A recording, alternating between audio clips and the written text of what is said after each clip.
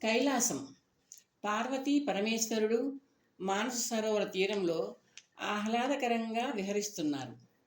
ఆది దంపతులైన ఆ ఇద్దరిని అనుకరిస్తూ సరోవరంలో హంసల జంట ఒకదాన్నొకటి ప్రేమగా రాసుకుంటూ జలవిహారం చేస్తున్నాయి. స్వామి, పార్వతి నడక ఆపి అంది. శివుడు ఆమె వైపు చూశాడు. ఆయన మూడవ కంటి కింద అందమైన కనుబొమలు అందంగా కలుసుకున్నాయి. చూశారా, మీ పుత్రుడు కుజుడు తపస్సు చేస్తున్నాడు అంది పార్వతి. అలాగా? ఎవరి గురించి దేవి? శివుడు అమాయకంగా అడిగాడు. నా గురించే. నీ గురించి తపస్సు చేస్తే చూడాల్సింది నువ్వు, నేను కాదు, పరమశివుడు చిరునవ్వుతో అన్నాడు. మీ కుమారుడు నా గురించి తపస్సు చేయడం ఏమిటి? పార్వతి చిరునవ్వు నవ్వింది. పరమేశ్వరుడు చిరునవ్వు నవ్వాడు. నా కళ్ళల్లోకి చూస్తూ చెప్పు, నా పుత్రుడు నీ పుత్రుడు కాడా? కాలేడా? కానివ్వవా? పార్వతి మనోహరంగా నవ్వింది. ఎందుకు కాడు? ఎందుకు కాలేడు? ఎందుకు కానివ్వను? అయితే నన్ను ఎందుకు అడిగానంటే, నేను రానప్పుడు మీరు కన్న కొడుకు కదా, ఏమి వరం ఇవ్వమని ఆజ్ఞాపిస్తారో తెలుసుకుందామని అడిగాను. పార్వతి నవ్వుతూ అంది. తండ్రి చెప్పడం తల్లిని చిన్నపుచ్చడమే. తన బిడ్డలకు ఏమివ్వాలో తల్లికి తెలిసినంతగా తండ్రికి తెలియదు. తన బిడ్డలకు అమ్మ అడిగినవన్నీ ఇస్తుంది, అడగనివి ఎన్నో ఇస్తుంది. పార్వతి ఒక్కసారిగా పరమేశ్వరుడిని తన బాహులతలతో బంధించింది.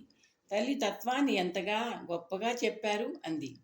తల్లి లేని వాణ్ణి కదా, అందుకే అంత గొప్పగా చెప్పగలిగాను, శివుడు నవ్వుతూ అన్నాడు. అన్నట్టు నేను కన్న కుజుడిని ఎప్పుడు అనుగ్రహిస్తావు? అది రహస్యం, అతి రహస్యం, పార్వతి నవ్వింది. వాహ్యాళి ముగించి పార్వతీ పరమశివులు మందిరం వైపు తిరిగారు. సరస్సులో విహరిస్తున్న హంసలు రెండు వెంటనే నీళ్లలోంచి యువతలికి వచ్చి వాళ్ల వెనకనే నడవసాగాయి. హంసలు చేస్తున్న సవ్వడి విని శివుడు వెనుదిరిగి చూశాడు. పార్వతి, ఆ హంసలు ఎందుకు నడుస్తున్నాయో తెలుసా? ఊహూ, నాకు హంస హృదయం తెలియదు, పార్వతి నవ్వుతూ అంది.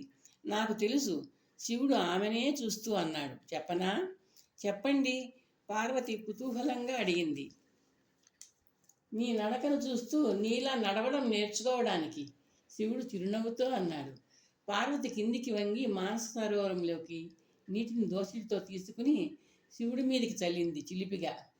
కుజుడి మీద నీడపరుస్తున్న చెట్టు మీద నుంచి కాయ పండై రాలింది. కుజుడు తదేక ధ్యానంలో ఉన్నాడు. ఉన్నట్టుండి ఎవరో తనలో ఏదో స్పందన కలుగజేస్తున్నారు. సున్నితంగా, సుఖకరంగా, చాలా నెమ్మదిగా ఎవరో తనను ధ్యానం నుండి మేల్కొల్పుతున్నారు. ఏదో అవ్యక్తానందాన్ని, అద్భుత స్పర్శ సుఖాన్ని కలిగించే మలయమార్గం తన శరీరాన్ని స్పృశిస్తూ ఉల్లాసాన్ని అందిస్తోంది. మధురాతి మధురమైన ఏదో పిలుపు లీలగా తన సర్వస్వానికి వినిపిస్తోంది. ఏదో మహాసుగంధం తనను చుట్టుముట్టింది. తదేక ధ్యానముద్రలో నిత్య నిమీలితంగా ఉండిపోయిన కుజుడి నేత్రాలు అసంకల్పితంగా విచ్చుకున్నాయి.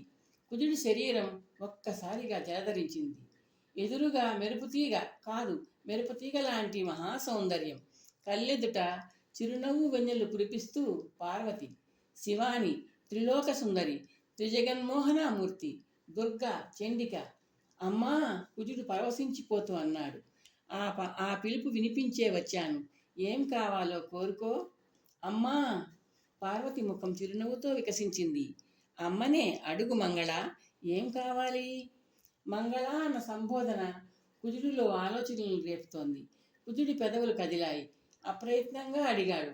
అమ్మా, నేను మంగళవారం జన్మించాను. నాకు నువ్వు నేడు అంటే మంగళవారమే దర్శనం అనుగ్రహించావు. నా పేరు మంగళుడు. ఈ మంగళ శబ్దం మనిద్దరినీ కలిపి ఉంచాలి.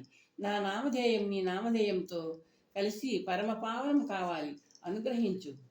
తథాస్తు. నీ ఆలోచన సరళి నన్ను అలరిస్తోంది, పార్వతి చిరునవ్వులు చిందిస్తూ అంది. నువ్వు ఆవిర్భవించింది మంగళవారం, నేను నీ ముందు అవతరించింది మంగళవారం. నీ పేరు మంగళ, నా పేరు కూడా మంగళను స్వీకరిస్తుంది. చండిక అయిన నేను ఈనాటి నుండి మంగళ చండికగా వ్యవహరించబడతాను. ధన్యోస్మి మాతా మంగళ చండిక. ఇంకా ఏం కావాలో కోరుకో కుమారా. అమ్మా, నీకు ఇష్టమైన వరం ప్రసాదించు, కుజుడు వినయంగా అన్నాడు. నీ వినయం, నీ ఆప్యాయత నాకు సంతోషాన్ని కలిగిస్తున్నాయి. పరమేశ్వరుల స్వేదపుత్రుడుగా జన్మించావు. నా నామధేయాన్ని నీ నామధేయంతో పొదుపుకున్నావు. నా పేరును అంటిపెట్టుకుని నీ పేరు ఉన్నట్టే నా సమీపాన నువ్వు ఎప్పుడూ ఉండేలా వరమిస్తున్నాను. అమ్మా, అవును, ఈ మంగళచండిక గ్రామదేవతగా ఎక్కడెక్కడ నెలకొని ఉంటుందో అక్కడ నువ్వు నెలకొని ఉంటావు. నాతో పాటుగా పూజలు అందుకుంటావు. ధన్యోస్మి మాత. కుజుడు చేతులు జోడించాడు. మంగళ, నీకు మరొక వరం కూడా ఇస్తున్నాను. నిన్ను ఆరాధించే వాళ్లకు నా అనుగ్రహం లభిస్తుంది. మంగళ చండిక చెయ్యెత్తి దీవిస్తూ అంది. కుజుడు భక్తి పారవస్యంతో చండిక చరణాల ముందు సాగిలబడి సాష్టాంగ నమస్కారం చేశాడు. ఇందాక ఆ ప్రాంతాన్ని ఆవరించిన మనోహర సుగంధం దూరంగా వెళ్తున్నట్టు అనిపించింది కుజుడికి. మెల్లగా పైకి లేచాడు. అంబ అప్పటికే అంతర్ధానమైంది. చాలా సంతోషం నాయనా, ఊహకు అందని దివ్యమైన వరం కోరావు. భూదేవి మెచ్చుకుంటూ అంది. నీ మాతృభక్తి నీకు తెలియకుండానే చిగురు తొడిగింది. నీ జనకులు పరమేశ్వరుడు నీ జనన సమయంలో ప్రసాదించిన పేరులో ఈ అమ్మ భూదేవి మిళితమై ఉంది. ఆ తండ్రికి ఇల్లాలైన ఆ చండిక కూడా నీ పేరులో మిళితమైంది. ఇందులోని అద్భుతమైన విశేషం ఏమిటో నీకు తెలుసా కుజా? కుజుడు మంత్రముగ్ధుడిలా తల అడ్డంగా ఊపి తనకు తెలియదని తెలియజేశాడు. భూదేవి చిరునవ్వు నవ్వింది. నీ నామధేయంతో తమ నామధేయాలను కలిపి అల్లుకున్న తల్లులిద్దరిలో ఎవ్వరూ నిన్ను కనతల్లి కాదు.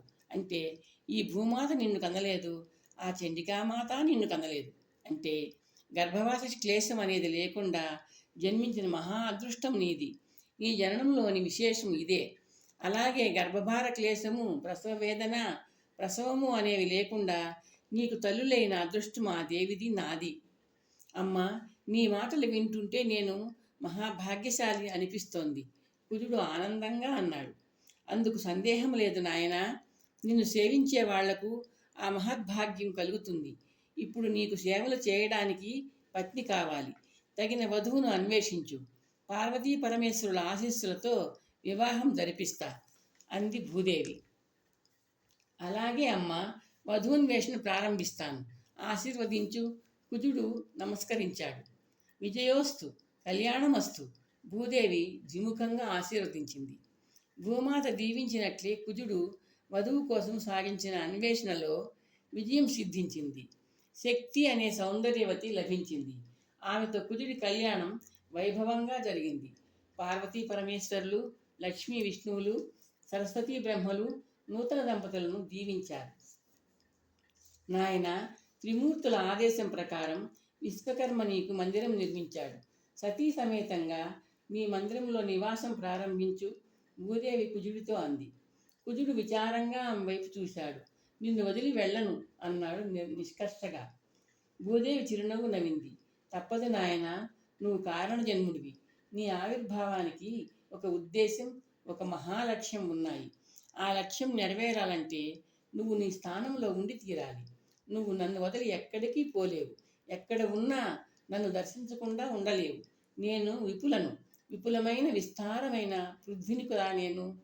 కుజుడి ముఖం మీద చిరునవ్వు పరుచుకుంది. ఎక్కడ ఉన్నా నీ దగ్గరే ఉన్నప్పుడు నీ ఆజ్ఞ ప్రకారం అక్కడికే వెళ్తాను అంటూ కుజుడు భూమాతను కౌగిలించుకున్నాడు.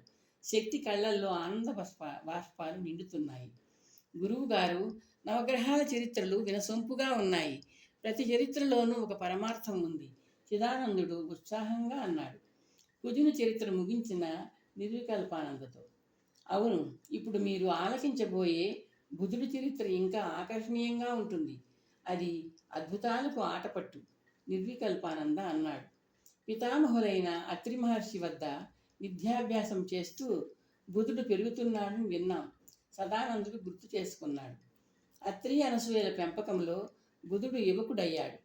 అతడు స్వయం సాధనలో, స్వయం పోషణలో జీవించాల్సిన సమయం వచ్చినట్లు గుర్తించాడు అత్రి మహర్షి. ఆ విషయాన్ని సతీమణి అనసూయతో చర్చించాడు. నిర్వికల్పానంద కథనం ప్రారంభించాడు.